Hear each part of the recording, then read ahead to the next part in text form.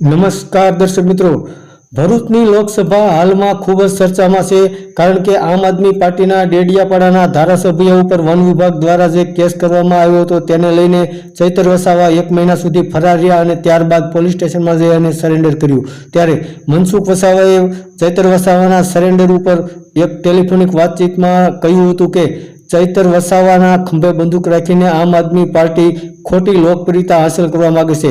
ચૈતર વસાવા 1 મહિના પછી પોલીસ સ્ટેશનમાં જઈ અને સરેન્ડર કર્યું। જો પહેલા જ તેને સરેન્ડર કરી દીધું હોત તો તેમના પત્ની અને બીજા ખેડૂત જેલમાં ન રહ્યા હોત। આવી રીતે મનસુખ વસાવાએ ચૈતર વસાવા ઉપર કટાક્ષ કરતા કહ્યું હતું અને આમ આદમી પાર્ટી ઉપર પણ કટાક્ષ કરતા કહ્યું હતું કે આમ આદમી પાર્ટી ખોટી લોકપ્રિયતા હાંસલ કરવા માટે ચૈતર વસાવાને ફરાર રાખ્યા હતા।